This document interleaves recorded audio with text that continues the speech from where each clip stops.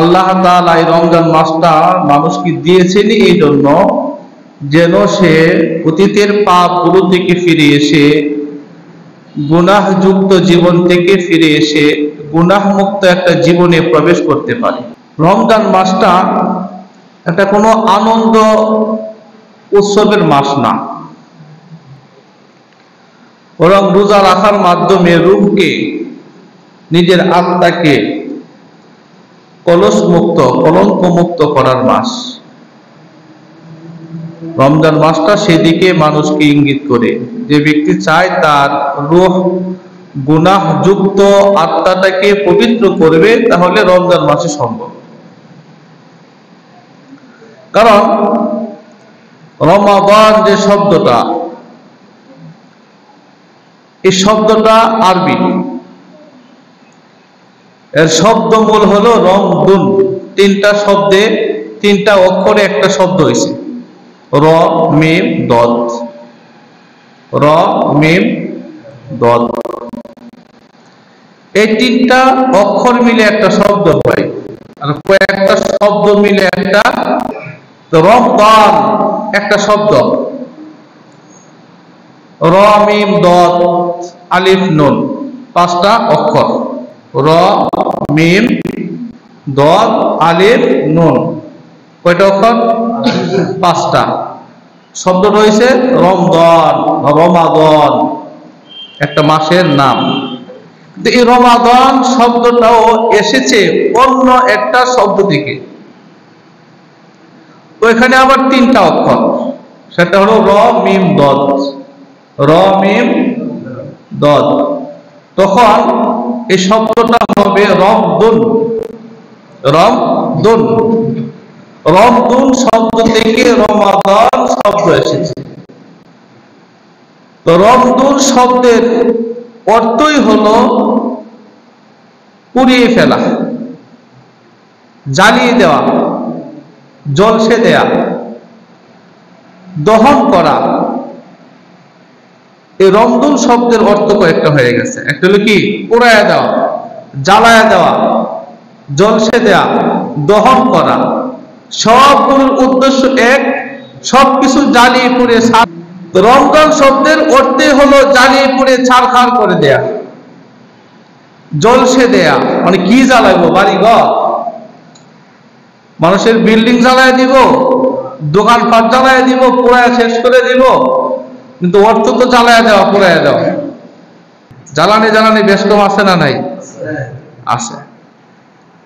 এক আগুন হলো বিল্ডিং করে ছারখার করবে, এক আগুন হলো ঘর বাড়ি সবকিছু করে ছারখার করবে। কিন্তু রমজান কি ছারখার করবো? কি জ্বালাইবো? কি পোড়াইবো? আল্লাহ রাসূল সাল্লাল্লাহু আলাইহি ওয়াসাল্লাম এর ব্যাখ্যা হাদিসে পাকে দিয়ে দিয়েছেন। সুবহানাল্লাহ বলেন।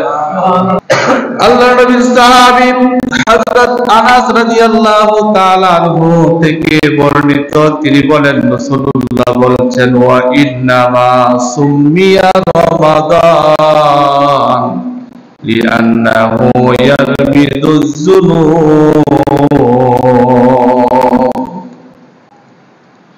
রমাদান মাস, রমজান কেন রাখা হলো? এক একটা মাসের এক একটা নাম আল্লাহ তাআলা রেখে দিয়েছেন। মানুষেরও নাম আছে না নাই?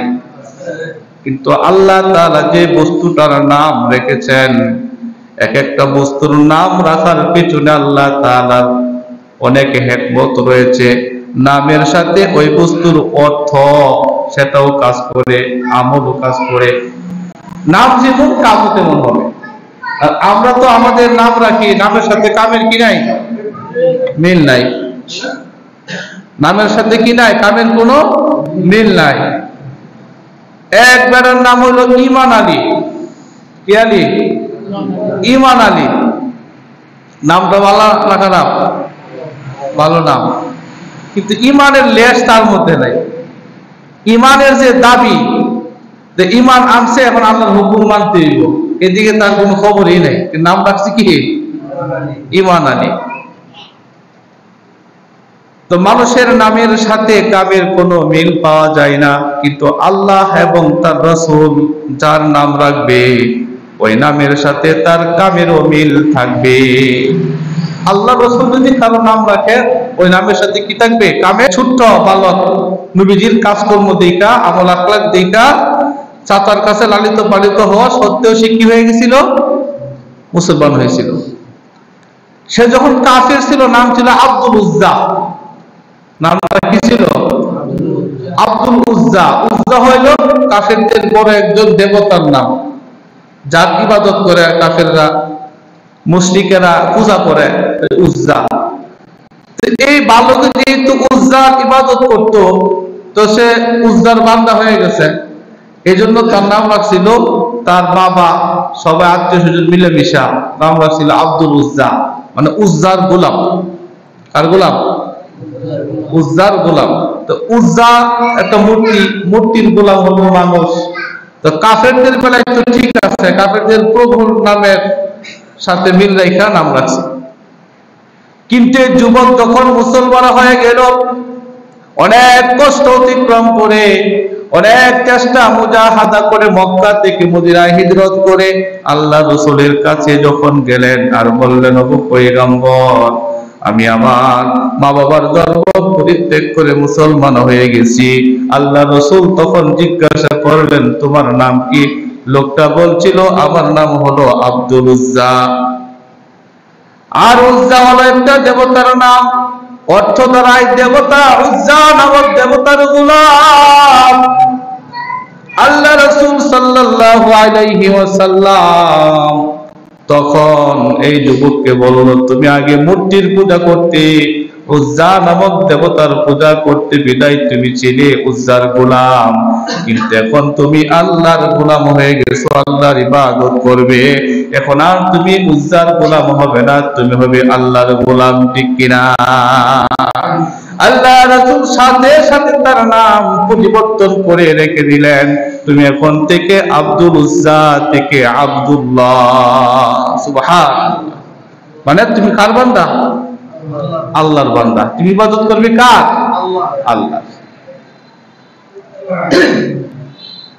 12টা মাস, এক একটা মাসের নাম আল্লাহ তাআলা রেখেছেন। প্রত্যেকটা মাসের নামের পিছনে হিকমত রয়েছে, অর্থবোধক বিষয়গুলো রয়েছে। কিন্তু রমজান মাস, এই রমজান রাখার পিছনেও একটা হিকমত আছে। রমাদান শব্দের শাব্দিক অর্থ হলো জ্বালায় দেওয়া, পুড়ায় দেওয়া, জ্বলসে দেওয়া, দহন করা। রমজানের দীর্ঘ 1 মাস রোজা রাখার মাধ্যমে, সিয়াম পালনের মাধ্যমে সিয়াম পালনকারী সকল পাপ পঙ্কিলতা থেকে মুক্ত থাকে। এই জন্য এই রমজান মাসকে রমজান বলে নামকরণ করা হয়েছে। আল্লাহ রাসূল এই কথাই বলছেন, ওয়া ইন্নামা সুম্মিয়া রমাদান লিআন্নাহু ইয়ারমিদুজ যুনুব। আল্লাহ রাসূল বললেন, রমজান মাসকে জন্য রমজান রাখা হয়েছে কারণ এই রমজান মাস মানুষের গুনাহকে জ্বালিয়ে পুড়িয়ে ছারখার করে দেয়। বলেন সুবহানাল্লাহ। রমজান জ্বালায় দেওয়া, পুড়ায় দেওয়া মানে কি? জ্বালাবে? মানুষের গুনাহ জ্বালায় দিবে।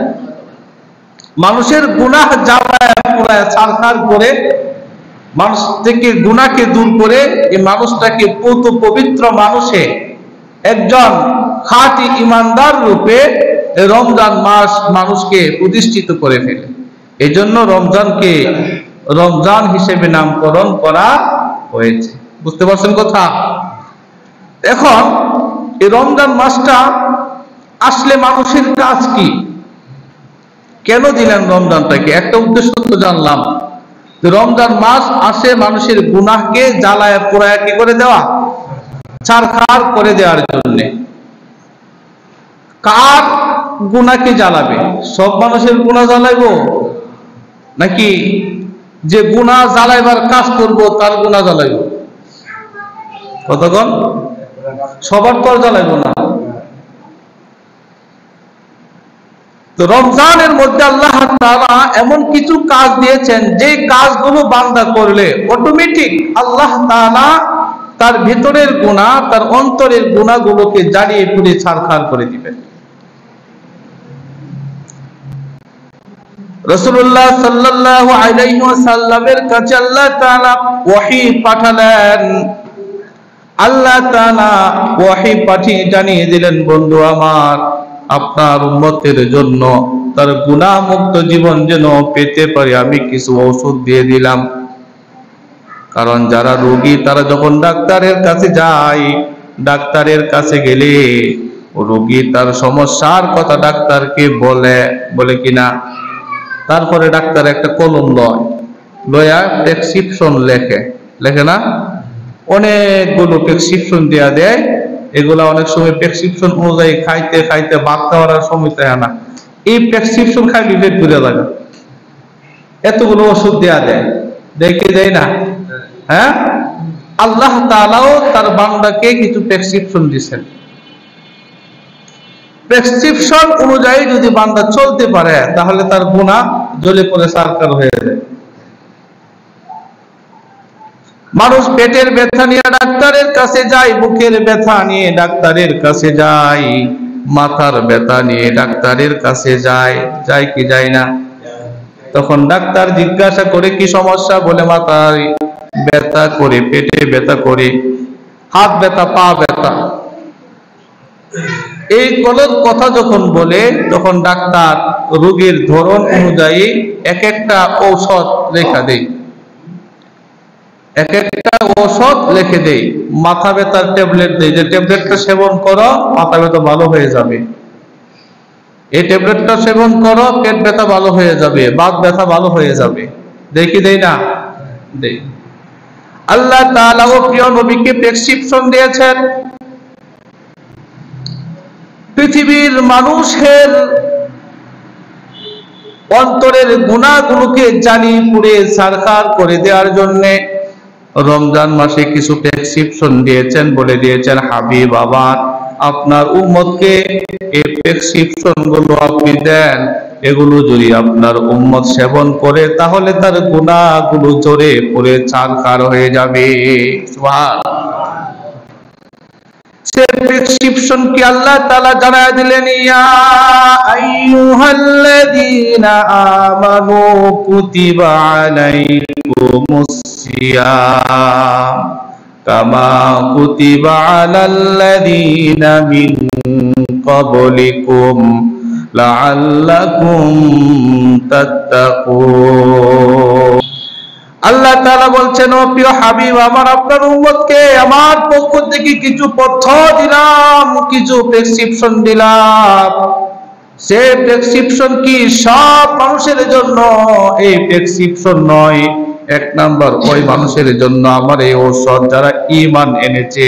কি আনছে? ঈমান আনছে। আল্লাহরে মানলে, আপনি যদি ডাক্তারে মানেন তাহলে ডাক্তার আপনাকে কি দিব? প্রেসক্রিপশন দিব। না মানলে দিব নি? দিব না। যদি কোন আমি আপনার ডাক্তার মানছি, আমার ওষুধ আপনি আমার কি দেন? ওষুধ দেন, তখন ডাক্তারে আপনাকে ওষুধ দিবে। এই জন্য আল্লাহ তাআলা সর্বপ্রথম বান্দাকে বলছেন, বান্দারে শোনো, আমার এই ঔষধ কেবলমাত্র ওই সমস্ত মানুষগুলো সেবন করতে পারবে যারা ঈমান আনছে। কি আছে? ঈমান আনছে মানে আমি আল্লাহকে আগে বিশ্বাস করছি যে আমি আল্লাহ সব কিছু করতে পারি, আমি আল্লাহ সর্ববিষয়ে ক্ষমতাবান, আমি আল্লাহ মানুষের গুনাহ মাফ করতে পারি, আমি আল্লাহ মানুষের সব সমস্যার সমাধান করতে পারি। এই কথা যে বিশ্বাস করবে, তারপরে আমার কাছে সমস্যা সমাধানের জন্য আসবে, তখন আমি তাকে কিছু প্রেসক্রিপশন দেব, ঔষধ দেব। এই ঔষধ সে সেবন করবে, তারপরে সে পরিপূর্ণ সুস্থ হয়ে যাবে। সুবহান। এক নাম্বার প্রেসক্রিপশন হলো, ইয়া আইয়ুহাল্লাযীনা আমানু কুতিবা আলাইকুমুস সিয়াম। হে মানব মণ্ডলী, তোমাদের মধ্য থেকে যারা ঈমান এনেছে, এই ঈমানদার মানুষদেরকে আমি প্রেসক্রিপশন দেব।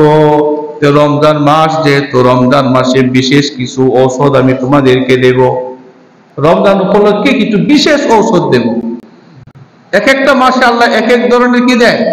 প্রেসক্রিপশন দিছে। কিন্তু সবে শাবান মাসে কিছু ওষুধ দিছিল, ওই ওষুধ যারা পান করছে, সেবন করছে, এরা লাভবান হয়েছে। কথা ঠিক কিনা? এই রমজান মাসে আল্লাহ তাআলা এখন স্পেশালি কিছু ওষুধ দিল। ডাক্তারের কাছে গেলে অনেক সময় প্রথম প্রথম রোগের সারার জন্য নরমাল ওষুধ দেয়। কি ওষুধ দেয়? নরমাল। এটা কাজ না হইলে পরে অ্যান্টিবায়োটিক দেয়া দেয়, যা ভালো হয়ে যাবে, দেখে যায় না। আল্লাহ তাআলা বান্দাকে ধীরে ধীরে তাকে ওষুধ দেয়, যে ওষুধটা তুমি এখন খাও। এটাও কাজ না হইলে এর চেয়ে পাওয়ারি ওষুধও আছে, আছে না নাই? আল্লাহ এই পাওয়ারি ওষুধটা রমজান মাসে দিয়ে দিয়েছে। সুবহানাল্লাহ বলেন। পাওয়ারি ওষুধটা কি? আল্লাহ তাআলা বলছেন, কুতিবা আলাইকুমুস সিয়াম কামা কুতিবা আলাল্লাযীনা মিন ক্বাবলিকুম লাআল্লাকুম তাত্তাকুন। আল্লাহ তাআলা ঈমানদার মুমিন বান্দাদেরকে রমজান মাসে বিশেষ পাওয়ারি একটা ওষুধ দিয়ে বলছেন, এই পাওয়ারি ওষুধটা খালি তোমাদেরকে দেই নাই, তোমাদের পূর্বে যত জাতি ছিল, যত উম্মত ছিল, তাদের রোগ ছিল, তাদের রোগ সারার জন্য আমি এই পাওয়ারি ওষুধটা দিয়েছিলাম।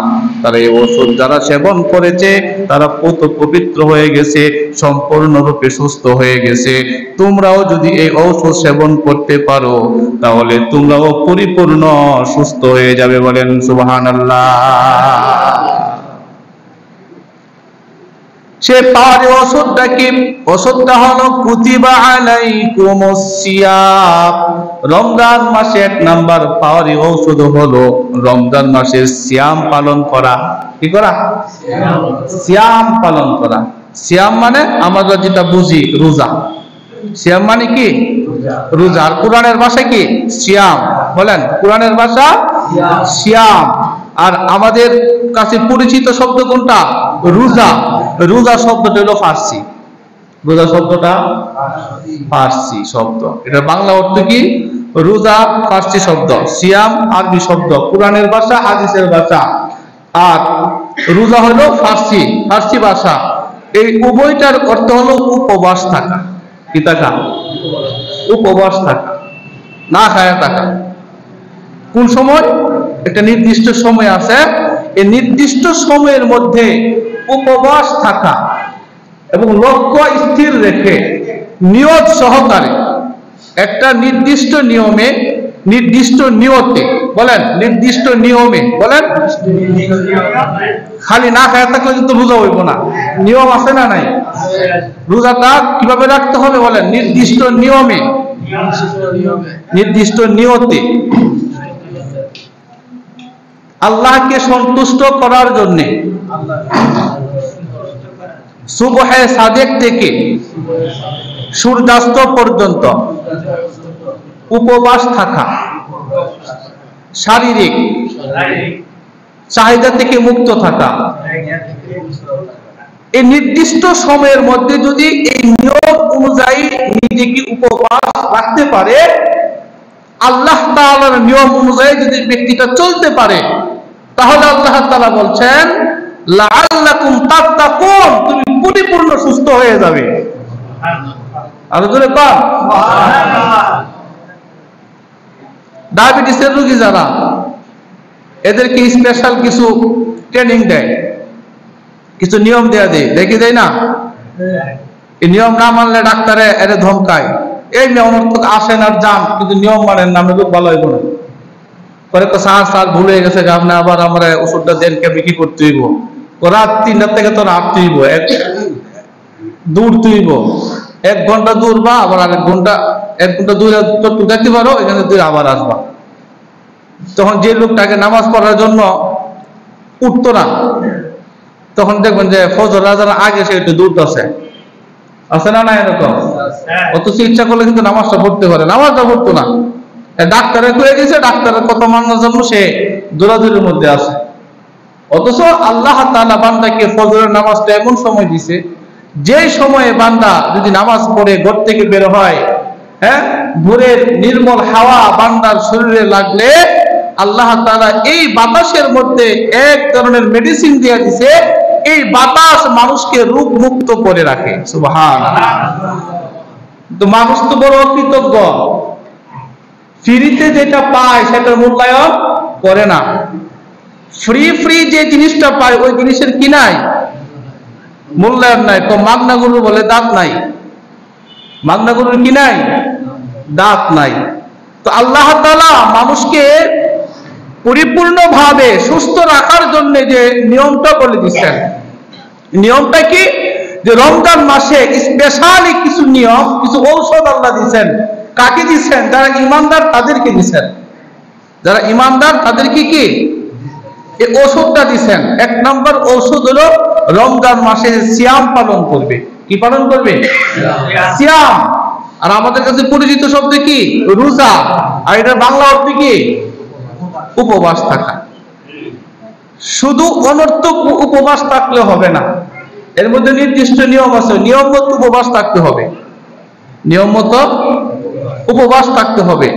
নিয়ম মতো নিয়ত ঠিক রেখে, উদ্দেশ্য ঠিক রেখে তারপরে যদি উপবাস কেউ থাকতে পারে, আল্লাহ তাআলা তাকেই বলছেন তুমি পরিপূর্ণ সুস্থ হয়ে যাবে। সুবহানাল্লাহ। নিয়মটা কি? নিয়মটা হলো সুবহে সাদিক, যাকে আমরা বলি, মানে ফজরের আজানের আগে একটা সময় থাকে, ফজরের আজানের আগ মুহূর্ত পর্যন্ত যে সময়টা, এতটুকু পর্যন্ত। ফজরের আজান হয়ে গেছে, আর কোনো কিছু খাওয়া যাবে না।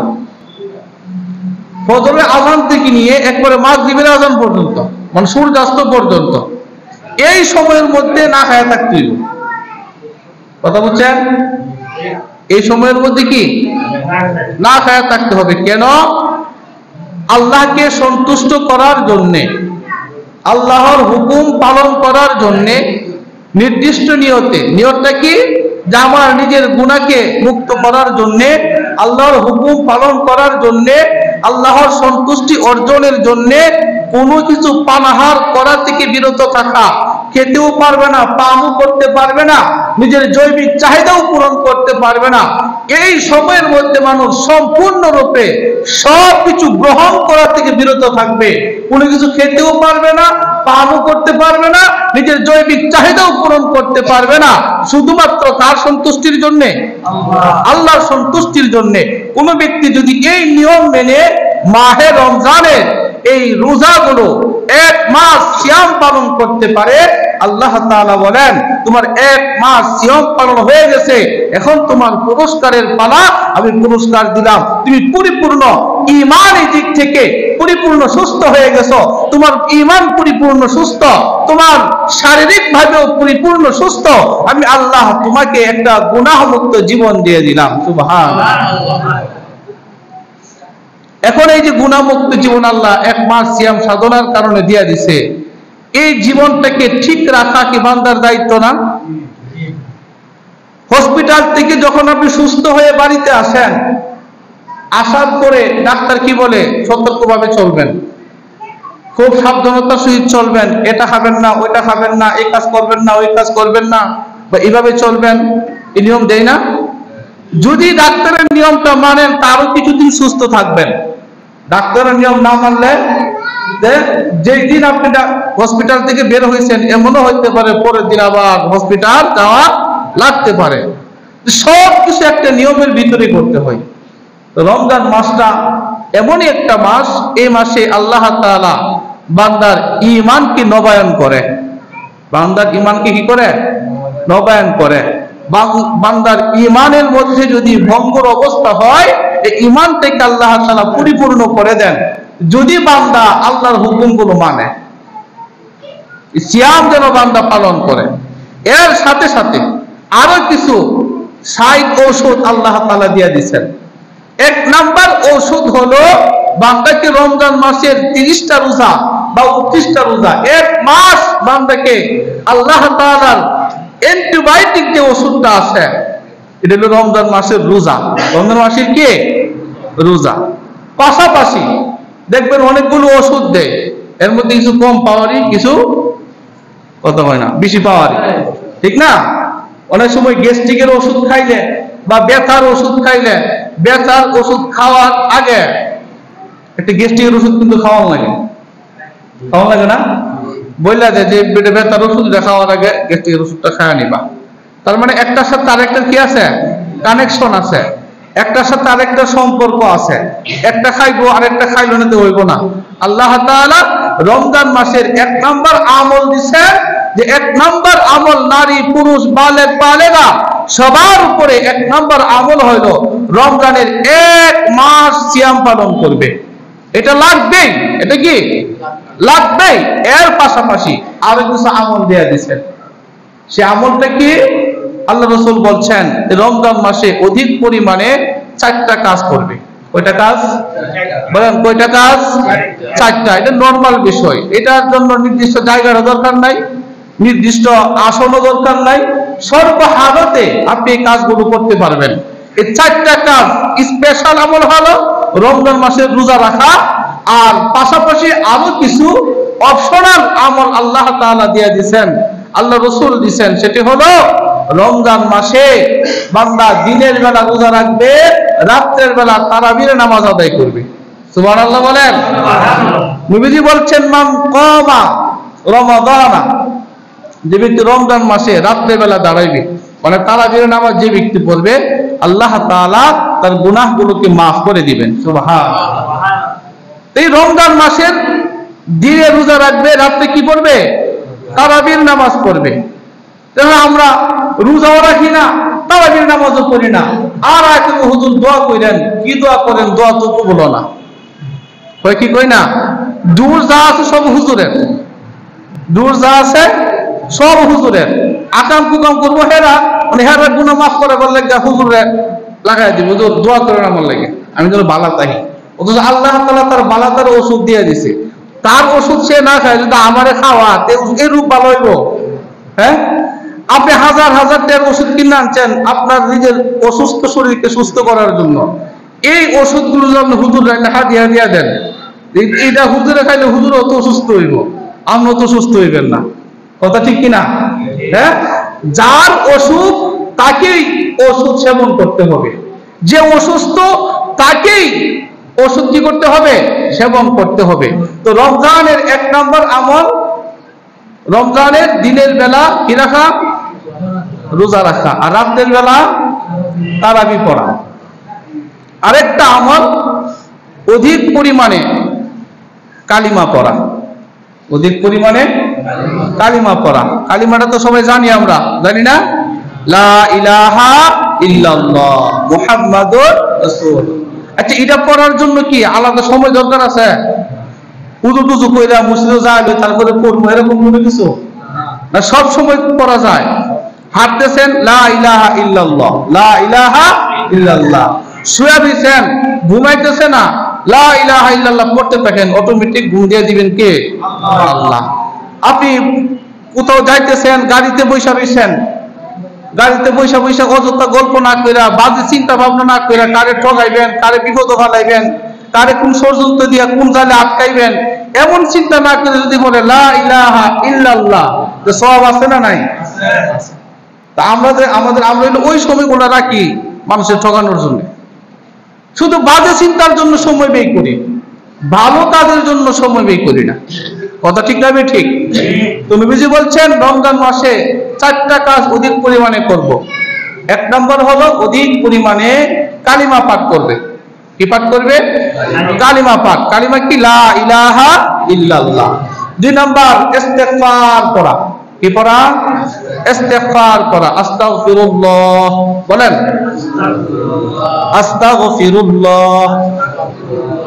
এতটুকু পড়বেন আর মনে মনে নিয়ত রাখবেন, আল্লাহ আমি যত গুনাহ করছি, আমি যত পাপ করছি, আমি আমার এই পাপ থেকে আমি মাফ চাইতেছি, আমার আপনি মাফ করে দেন, আমি আর পাপ করবো না। মনে মনে এই নিয়ত রাখবেন। আর জবানে কি বলবেন? আস্তাগফিরুল্লাহ বলেন।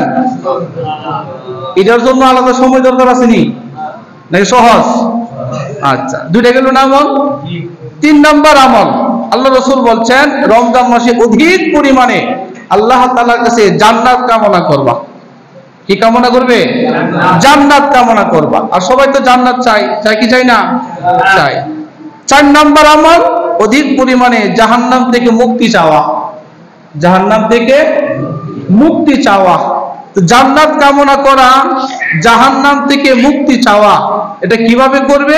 এটা হলো বলবে আল্লাহুম্মা আসআলুকাল জান্নাহ ওয়া আউযু বিকা মিনান নার। সহজ না? আল্লাহুম্মা ইন্নী আসআলুকাল জান্নাহ, অর্থ হলো হে আল্লাহ, বলেন আমি আপনার কাছে জান্নাত চাই। যে আরবি পারে না, এই বাংলা কথাটা তো বুঝতে পারবো নাকি? হ্যাঁ, আরবিতে বলতে পারলে সবচেয়ে বেশি ভালো। যদি নাই পারে আর দাঁত ভাঙার দরকার নাই, বাংলাতে কয়ে নেবেন হে আল্লাহ আমি আপনার কাছে কি চাই? জান্নাত চাই। এরপরে ও আউযু বিকা, বলেন মিনান নার, জাহান্নাম থেকে মুক্তি চাই, জাহান্নাম থেকে মুক্তি চাই। কয়টা আমল হইছে? 4টা। তাহলে রমজান মাসের তার গুনাহমুক্ত জীবনের জন্য প্রথম আমল হলো রমজানের কি রাখা?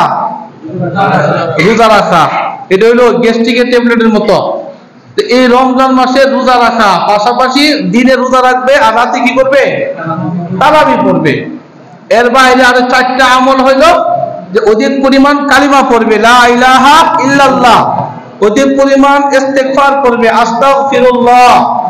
3 নাম্বার হলো আল্লাহর কাছে জান্নাত তালাশ করবে, কামনা করবে।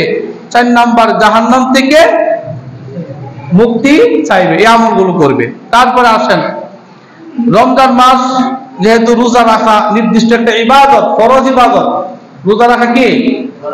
রমজান মাসের রোজাটা ফরজ। নামাজ যেমন ফরজ, রমজানের রোজা কি ফরজ।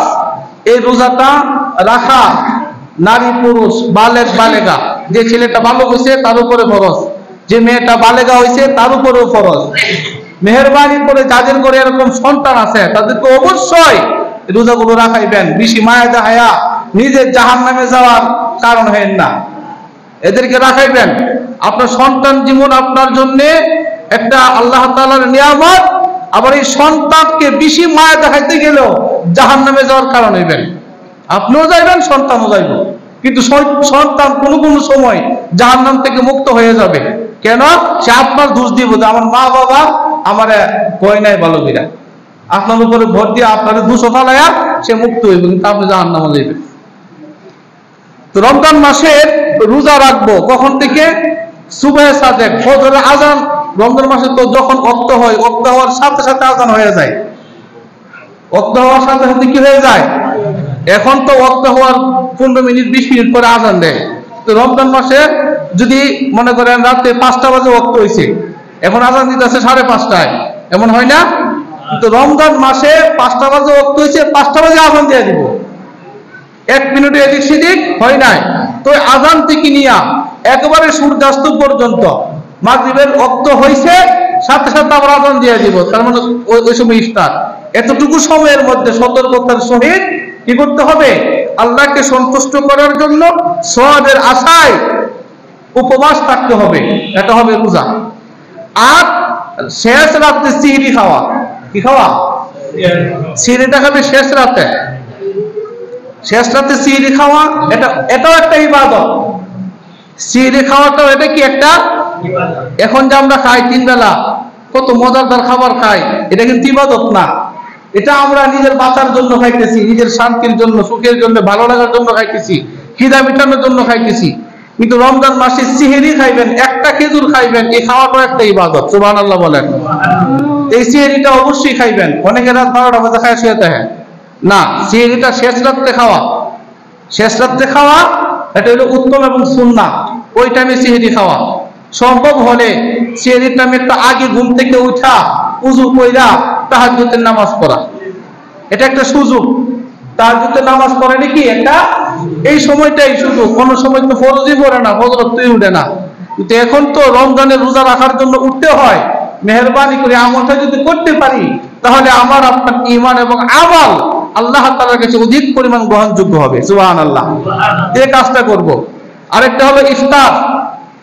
ইফতার যে ব্যক্তি একজনকে করায়, যে রোজা রাখছে, রোজাদারে ইফতার রোজা রাখে যতটুকু সওয়াব, যে ব্যক্তি একজনকে ইফতার করায় সেও ততটুকু সওয়াব তার আমলনামা আল্লাহ তাআলা দিয়ে দিবেন। সুবহানাল্লাহ। এজন্য রমজান উপলক্ষে আমরা যারা পারি ইফতারি ব্যবস্থা করব। এলাকার গরিব দুঃখী মানুষ আছে, অনেক অসহায় মানুষ আছে, ভালোভাবে ইফতার করতে পারে না, আপনি ইচ্ছা করলে ব্যক্তিগতভাবে ওই বাড়িতে কিছু ইফতার সামগ্রী পাঠিয়ে দিতে পারেন। এতে করে সে যে রোজাটা রাখবে এর সব আপনি পেয়ে যাবেন ইনশাআল্লাহ। আর কেউ যদি মসজিদে ইফতার করাইতে চান, আমরা এখানে চার্ট দিয়ে দিব, নিজ নিজ দায়িত্বে নামটা লিখে দিবেন ইনশাআল্লাহ। কথা বুঝছেন? গেল। আরেকটা সতর্কতামূলক কথা, সেটা হলো এটা খুব খেয়াল করবেন, এটা এখন ভালো করে নজর দেন। এটা হলো অন্যান্য সময় আমাদের ক্যালেন্ডার গুলোতে দেখবেন অন্যান্য বছরে 5 মিনিট হাতে রাখতো। কয় মিনিট? সেহরির টাইমে আজানের 5 মিনিট হাতে রাখা, তারপরে সেহরির টাইম শেষ ঘোষণা দিত, এরপরে 5 মিনিট পরে কি হইতো? আজান দিত ফজরের। কথা ঠিক কিনা? এটা কিন্তু ক্যালেন্ডারে দেওয়া থাকতো, এবছর কিন্তু এটা দেওয়া নাই। কাজে খুব সতর্ক থাকবেন, নিজেও সতর্ক থাকবেন। খালি মসজিদের মাইকের আজানের বা আওয়াজের আশায় বসে থাকবেন না। নিজের আমল এই মুয়াজ্জিন সাহেবের কাজের মুখে ছেড়ে দেন, এটা ব্যক্তিগত আমল। উনি মাইক দিয়ে বললেও আপনার আমল করতে হবে, না বললেও আপনার আমল করতে হবে। কথা বুঝতে পারছেন? আপনি নিজেও অ্যালার্ট থাকবেন, সতর্ক থাকবেন, যেন নিয়ম মতো সময় মতো আপনার সিএডিটা খাওয়া হয়। আপনি সতর্কতামূলক 2-3 মিনিট আগে খাওয়া শেষ করে দিবেন। কথা বুঝতে পারছেন? আর নয়তো আপনি খাইতেছেন আজান গেছে হাইয়া আলাস সালাহ পর্যন্ত, আপনি এখন খাইতেছিনি, রোজাটা হইব না। এটা খুব খেয়াল করবেন।